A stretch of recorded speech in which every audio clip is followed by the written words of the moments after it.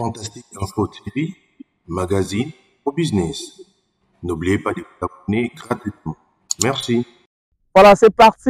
nos très chers abonnés, fidèles abonnés de Fantastique Info Télévision. C'est moi bien votre humble serviteur, Monsieur Zéphirin Ouabasango. Ici, nous présenté, comme il faut se représenter comme un contre-maître dans la construction et bâtiment. Voilà,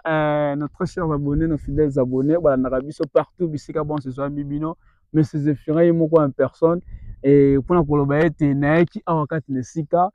précisément na ville province ya Kinshasa na kati ya commune ya Ntsele et puis na quartier oyo bana partout na ba diaspora bazali bana mboka partout dans le monde bazolanda biso na kombo ya quartier Kindobo owapi ezwami bongo na kati ya commune ya Ntsele derrière la mausolée de l'Etienne Tshisekedi wa Mulumba. Voilà, le bongo na hotel Sabino na hotel bongo construction ya oba bengi bongo ya chambre salon et moderne ozali bongo ya 23.4 mètres carrés comme superficie na yango pour la hotel Sabino te loneka ni ngai moko mese Zéphirin na ki bongo pour la kotonga yango parce que équipe oyo plutôt za la kana bango bazali bongo occupé quelque part na niveau ya Ngalema pour construire bongo bengi bongo construction ya R+D na niveau ya Ngalema mais kasi ete na kwa ete na croiser maboko te ngamoko botiki yanga koto ngamoko na meka un peu ko travailler yango de façon que na la s'appelle œuvre au web monsieur Zéphirin azala kana yango na maboko tata nzamba se na kopesa biso voilà pour na kotambola longo na bino bonjour à biso en direct partout où possible na kozwama na sengi na bino bo s'abonner massivement sur votre chaîne télévision et puis vous ne serez pas déçus. Vous allez bon monsieur Zéphirin oh personne à la bino partout dans le monde entier ozo la sabino te chanter oh pina ki ko banda yango je crois 3 jours déjà passé oh pina ki lolo bon za bon jour à finition ya musala na hotel bon na côté ya fondation on a koloba ete yambote to banda construction to banda élévation to bimisa dessin ndako na yo babenga ko babengi bongo fondation zali bongo élément de base zali élément moko oyo zali bongo structurel oyo zali bongo pona ko zwa oyo babengi ko supporter charge ya ko répartir charge na 4 coins ya ndako na de façon que lobi ndako zo problème ité et pumbote caméra ko poussa na mukeo kozala musika mingi te na ngai voilà mpona kota sabino te yambo te bana fondation na biso ba bloc to banaki bongo na oyo babengi bongo construction ya to banaki na oyo babengi bongo kosala chaise yango je crois bozomona basinga bafil oyo tosalelaka ya maçonnerie to banaki tosali traçage esili toye kolonga toye kosala babengi bongo semelle de propriété pourquoi tosalaki yango parce que tozala batière moko oyo tozali na quartier oyo tozali bongo sablonné mingi mabele za mwa makasi et puis esengaki biso ça na tout béton semelle de propriété na de façon que lobi et créer ba fissure te ba fente te na banda construire tout monde na ba côté mususu voilà c'est pourquoi ça qui bongo semelle de propriété après semelle de propriété yo ko sala bongo construction et fondation na biso côté bongo na ba bloc de 15 sur 40 cm 40 cm owapi ekotaki voilà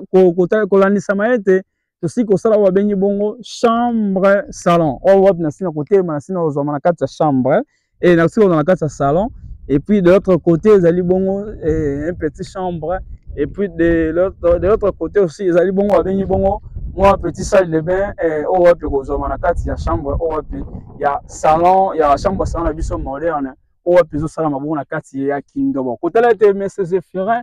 et pourquoi pas na kosala babengi bongo élévation to penine voilà élévation et silino et to banino élévation te parce que na moment de commune étape de commune to ko sala élévation mais eza ba msusu ete balobaka ete ko sala élévation te c'est là nga babengi bongo nappe chape plutôt chape ezali moi épaisseur ya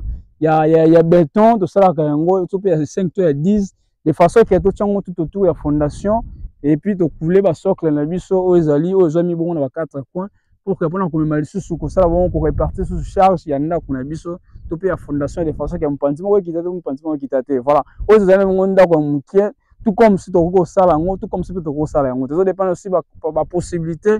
il y a mukolo mosala na kota sabine te bon na côté mususu zali bon différence sorte ya ba break ba bloc mususu to sali yango na ba bloc fibré o ya rouge ya poussière et puis mususu so mi bon sala mi bon na ba bloc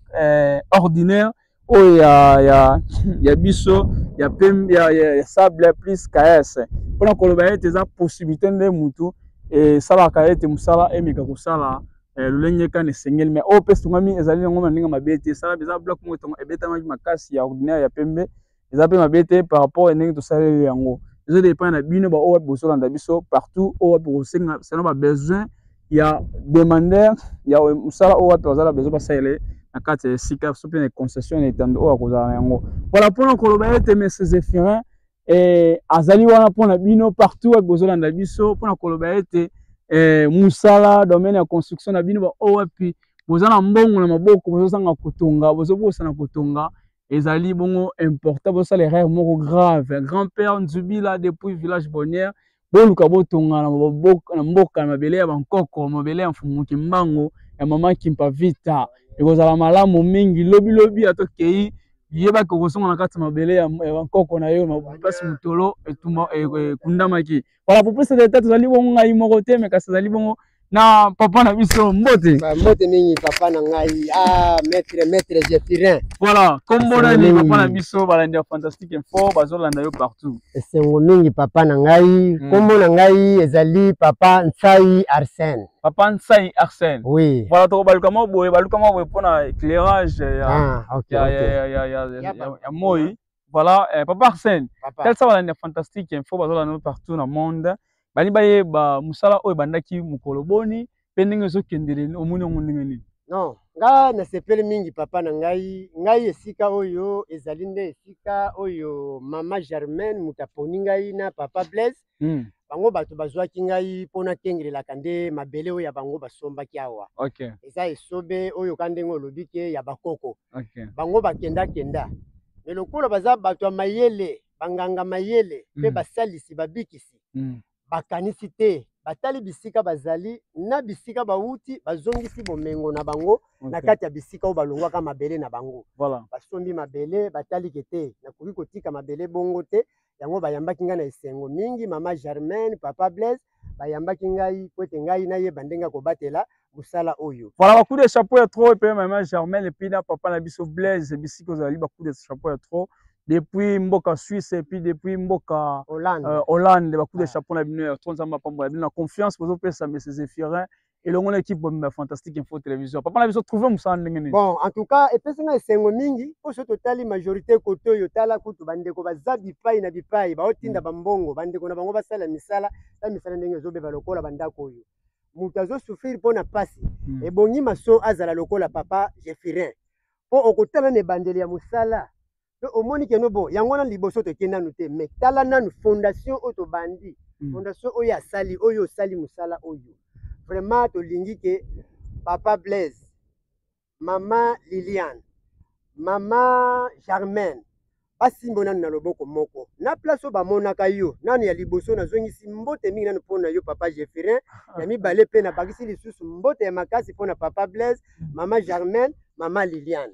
tala mosala vraiment ebongaka nde boye parce que ntango ozosalela moninga mosala boye akozala na koraisonne eloko moko ya mabe te na motema ngai na félicité oyo nanu mingi mpo ngai nde naza awa nalali na yo après une semaine ya pamba kutu une semaine tokokisi na biso te mais tala niveau mosala esalami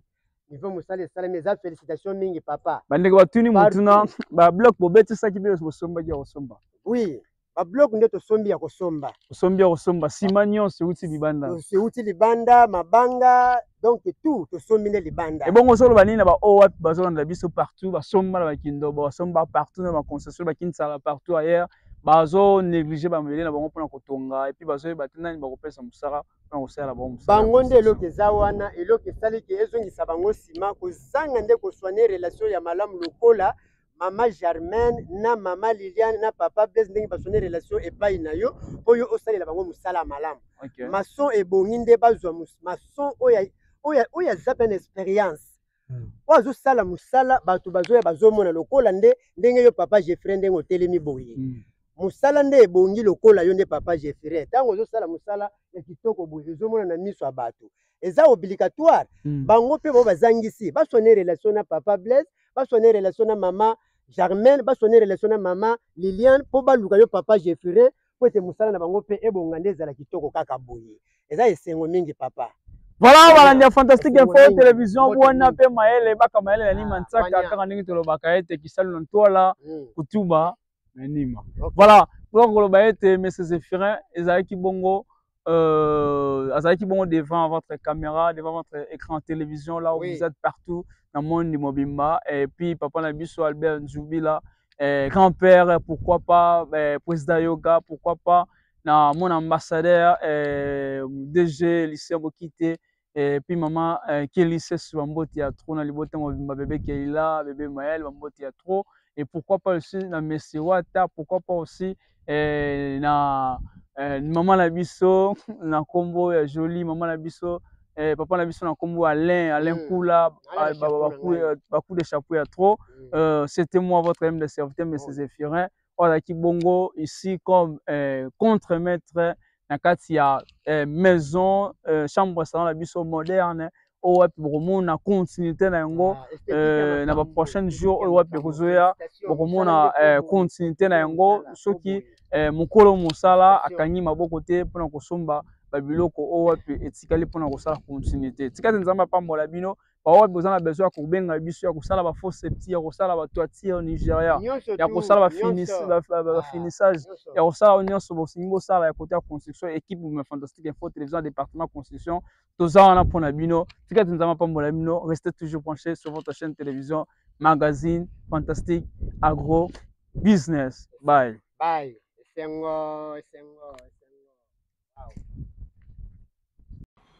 Fantastique Info TV, magazine au business. N'oubliez pas de vous abonner gratuitement. Merci.